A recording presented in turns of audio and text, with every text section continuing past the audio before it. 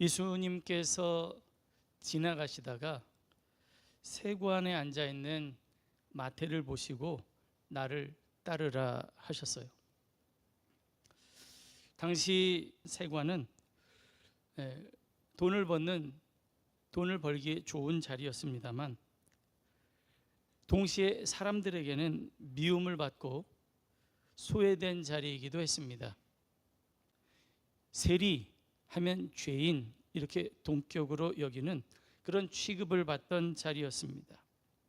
그런데 예수님께서 이 죄인이라고 불리는 세리 마태를 그냥 지나쳐버리지 않으시고 그를 부르셨어요. 나를 따르라 하신 겁니다. 예수님이 세리 마태를 부르신 일은 유대인들, 그걸 바라보고 있는 유대인들의 눈에는 곱지 않은 일이었어요. 예수님의 이 놀라운 행보는 거기서 멈추지 않았습니다. 이제는 마태의 집에 들어가셔서 더 많은 세리와 죄인들과 함께 식탁에 앉으셨어요. 여러분, 여기 앉았다는 말은 설명을 들으신 적이 있는 분이 계시겠지만 그냥 우리처럼 의자에 이렇게 딱 정자세로 앉는 것을 의미하지 않습니다. 고대 근동 지방에서 식탁에 이렇게 몸을 거의 눕히다시피 기대에 앉아서 식탁 주변으로 서로 엉켜 있는 그런 모습이에요. 이것은 단순히 그들과 한 끼 식사를 하셨다는 말이 아닙니다. 왜냐하면 당시 식탁은 관계를 수용하거나 친밀함을 나타내는 행위였기 때문이에요. 물론 오늘날도 그렇죠. 누가 밥을 먹는다는 거, 그거 중요한 의미를 가지고 있습니다. 예수님께서 식탁에 둘러앉아, 그것도 죄인들과 함께 식탁에 둘러 앉으셨다는 것은 예수님께서 친히 경계를 허무시고 그들과 부대끼며 친구가 되기 원하셨다는 사실을 나타내는 부분입니다. 우리 예수님은 죄인들을 멀리하며 그저 값싼 동정을 베풀고 떠나버리시는 분이 아닙니다. 사람들이 그들을 뭐라 하든 또 어떻게 바라보든 예수님은 기꺼이 죄인들에게 찾아가시고 그들과 함께 먹고 마시고 교제하는 친구가 되기 원하시는 분이었습니다. 그래서 당시에 예수님을 세리와 죄인의 친구라 그렇게 조롱하기도 했어요. 아무튼 이 장면을 바라본 바리새인들은 충격을 받았습니다. 그리고 이 이해할 수 없는 장면을 그의 제자들에게 질문하였어요. 어찌하여 너희 선생은 세리와 죄인들과 함께 잡수시냐? 여러분, 왜 이 질문을 했을까요? 예수님이 어떤 의도로 그들과 함께 드시냐? 그게 정말 궁금해서 물은 것이 아니에요. 그들은 예수님의 행동, 그 의도를 이해하려고 하지 않았고 오히려 예수님이 왜 그런 사람들과 가까이 하시는지 문제 삼고 싶었던 거예요.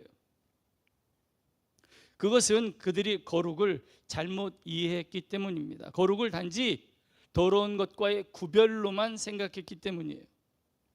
물론 거룩함에 구별하다라는 의미가 있는 것은 사실입니다. 그러나 하나님의 거룩은 단순히 구별만을 의미하진 않아요. 하나님의 거룩은 깨끗하게 하시는 사랑으로 나타납니다. 그냥 멀리하는 게 아니라 다가가서 깨끗하게 하시는 사랑으로 나타난다고요. 하나님의 거룩을 잘못 이해하고 이기적이고 배타적인 방식으로만 이해했던 바리새인들은 그래서 당연히 죄인들과는 멀리해야 자신들의 의와 거룩함을 보존할 수 있다고 생각했어요. 그런데 예수님은 어떠셨나요? 오히려 죄인들을 찾아가시고 죄인들과 가까이 하실 뿐만 아니라 그들과 함께 식사를 하고 계세요. 그것을 통해 예수님께서 보이고자 하셨던 것은 하나님의 거룩은 죄인을 저버리는 거룩이 아니라 도리어 죄인을 품고 치유하고 살리는 인애와 긍휼의 거룩인 것을 나타내 주신 거죠. 왜 저런 사람들과 어울리는 거야? 라고 묻는 바리새인들에게 그래서 예수님은 호세아 6장 6절을 인용하시면서 나는 긍휼을 원하고 제사를 원하지 아니하노라 라고 대답하시고는 이어서 건강한 자에게는 의사가 필요 없고 병든 자에게라야 필요하다고 말씀하셨어요. 이번 기회를 통해서 하나님께서 거룩하신 예수님을 죄 많은 세상 가운데 보내신 뜻을 밝히고 싶으셨던 거죠. 여러분, 이 의사의 비유, 건강한 사람에게는 의사가 필요 없고 병든 사람에게는 의사가 필요하다는 이 말씀에 초점이 어디 있는가? 그걸 우리가 잘 살펴봐야 돼요. 이 비유의 초점은 병든 자에게는 반드시 의사가 필요하다는 데 있습니다. 예수님은 스스로 의롭다 여기는 사람들의 칭찬을 받기 위해 이 땅에 오신 것이 아니라 거룩하신 주님 앞에 죄로 병든 자신의 모습을 있는 그대로 보이기 원하는 사람들을 치유하고 살리기 위해 오셨습니다. 예수님은 이 말씀의 의미를 아직 깨닫지 못한 바리새인들에게 그래서 가서 이것이 무엇을 뜻하는지 배우라고 말씀하신 거예요. 가서 배워라. 이 말은 바리새인들의 자존심을 엄청 상하게 했습니다. 왜 그랬을까요? 당시의 바리새인들은 성경에 관해서는, 특별히 구약 성경에 관해서는 자신들이 제일 잘 안다고 자부하던 사람들이었어요. 그런데 예수님이 그런 바리새인들에게 가서 배우라고 하시니까 얼마나 속이 상했겠어요. 그러나 예수님은 그런 그들의 속을 들춰내기를 원하셨습니다. 문자는 유창하고 하나님의 말씀은 속속히 다 외우고 있을지 몰라도 그 문자에 담긴 하나님의 마음, 즉 인애와 긍휼은 깨닫지 못한 이들을 깨우치기 원하셨기 때문입니다. 참된 말씀의 지혜를 가진 사람은 죄를 절대로 가볍게 여기지 않습니다. 그러나 죄를 가볍게 여기지 않으면서도 죄인을 향한, 죄인을 살리기 원하는 하나님의 마음도 결코 잃어버리지 않습니다. 하나님이 바리새인들을 꾸짖으신 것은 그들을 버리고자 하는 하심이 아니라 그들도 구원하기 원하셨다는 사실을 우리가 기억해야 합니다. 바리새인들이 예수님의 행동을 못마땅하게 여기며 제자들에게 따지듯 물었지만 예수님은 그런 그들도 아버지의 마음을 깨닫기 원하셨습니다. 그들도 하나님의 인애와 자비와 긍휼을 듣고 깨닫기 원하셨다는 거죠. 그런 의미에서 가서 하나님의 마음을 배우라고 말씀하신 거예요. 여러분, 우리가 잘 아는 것처럼 예수님은 세리와 죄인이라 불리는 사람들만을 위해서 십자가를 지신 것이 아닙니다. 예수님은 하나님의 뜻을 깨닫지 못하고 하나님이 보내신 예수님을 오해하고 미워했던 바리새인들을 위해서도 십자가에서 죽으셨다는 사실을 잊지 말아야겠습니다. 예수님은 세상 모든 민족이 구원을 받기 원하셔서 십자가를 주신 거예요. 이 십자가의 사랑을 깨달은 우리는 이제 우리에게 무엇이 중요한지 알아야 합니다. 누가 세리와 죄인인가 아니면 누가 바리새인인가 따질 것이 아니라 내가 어느 자리에 있든지 그 자리에서 주님의 인애를 깨닫고 회개함으로 은총을 받아들이는 것이 중요하다는 말씀입니다.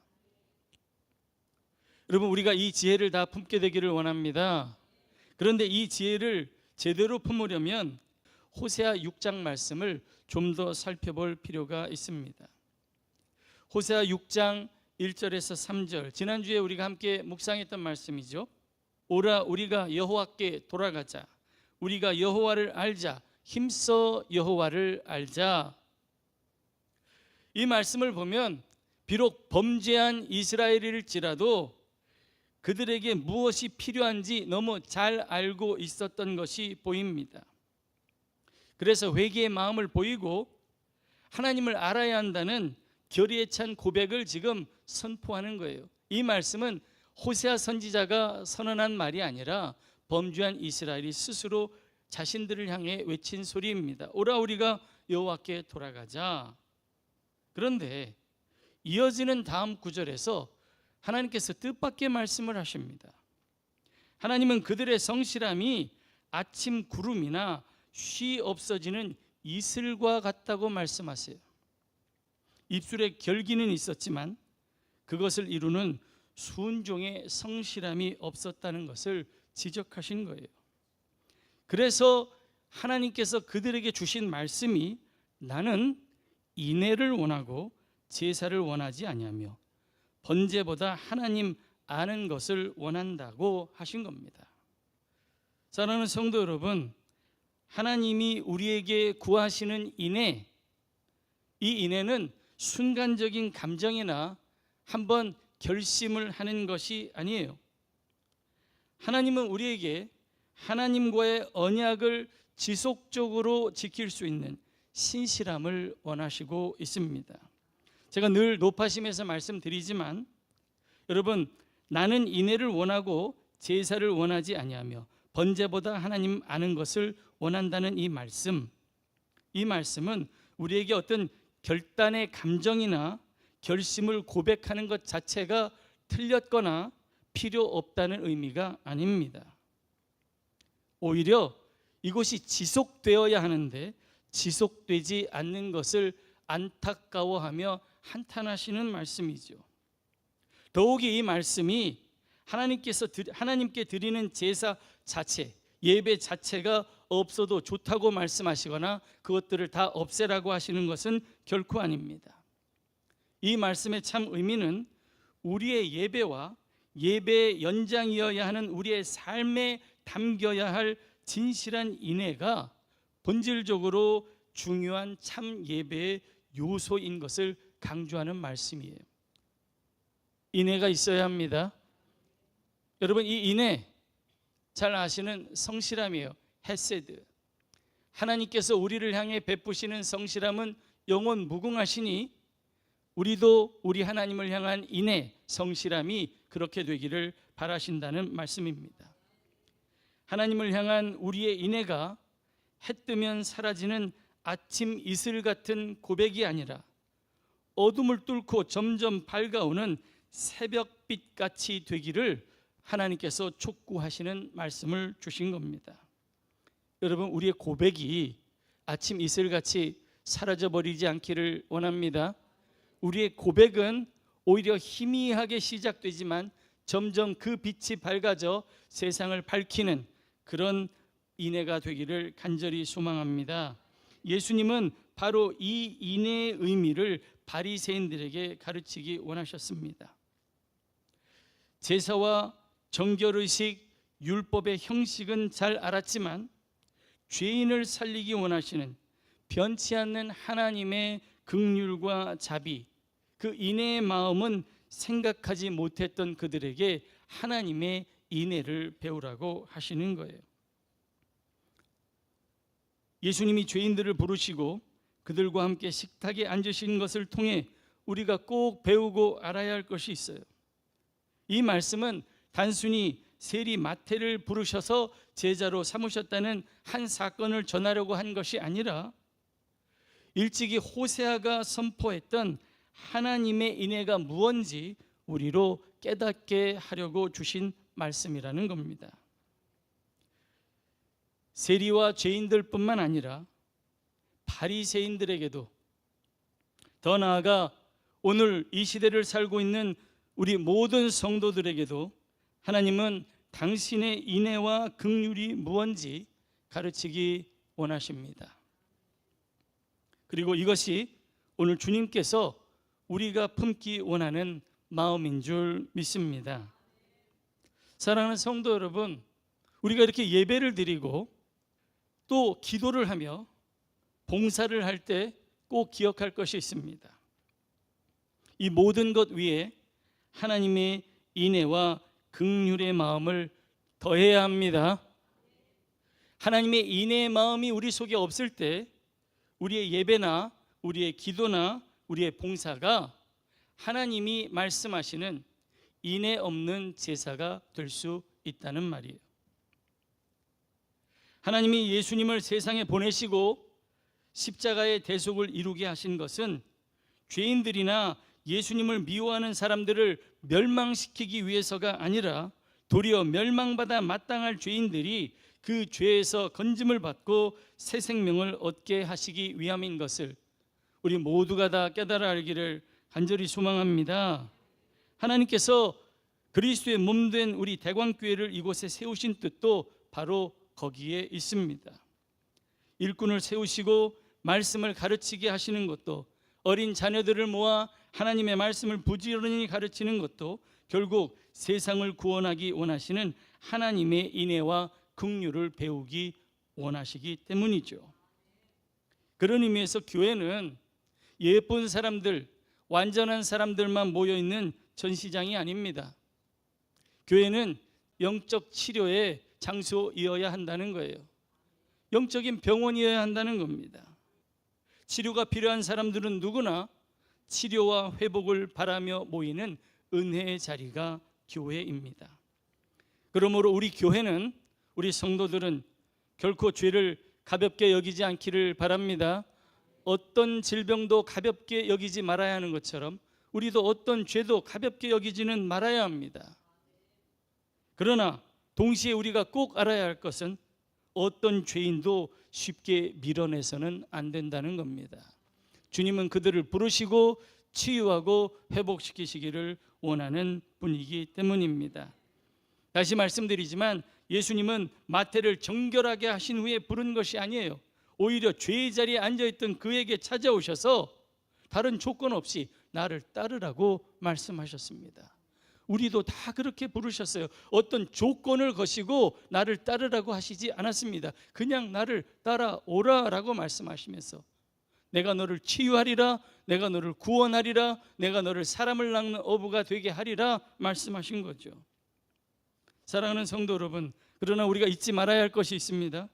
예수님은 마태가 그 죄의 자리에 머물러 있는 것은 원치 않으셨다는 거예요. 그 죄의 자리를 떨치고 일어나 주님을 따르는 제자가 되기를 원하셨다는 사실을 기억해야 합니다. 주님은 우리를 사랑하시지만 죄의 자리에 머물러 있는 것은 원치 않으세요. 놀라운 것은 예수님을 핍박하던 바리새인들도 예수님께서 저버리지 않으셨다는 겁니다. 예수님은 그들도 가르쳐 주님의 제자가 되기 원하셨습니다. 그래서 가서 배우라고 말씀하시면서 그들을 가르치시는 거죠. 결국 바리새인 중에 바리새인이었던 사울을 돌이켜 전도자 바울, 주님의 제자가 되게 하신 분도 인애가 많으신 우리 주님이었다는 사실을 기억할 수 있게 되기를 간절히 소망합니다. 우리가 세리 마태와 같은 사람인지 아니면 바리새인인지 고민하는 것보다 중요한 것이 있는데, 그건 자비와 긍휼이 영원 무궁하신 우리 주님이 우리가 어떠한 사람이든지 지금 우리를 부르시고 당신의 변함없는 인애를 베풀기 원하신다는 사실입니다. 하나님이 우리 모두를 부르셨습니다. 우리 모두를 부르셨다고요. 이 은혜를 받읍시다. 이 은혜를 전합시다. 하나님은 인애를 원하신다는 이 말씀을 받고 전하기를 원합니다. 그리고 그 마음을 배우기 원해요. 그래서 죄인을 찾아오시고 병든 자를 고치시며 우리를 생명으로 일으키시는 주님의 은혜를 붙들며 주님의 은혜만 붙들며 살게 되기를 주님의 거룩하신 이름으로 축원합니다.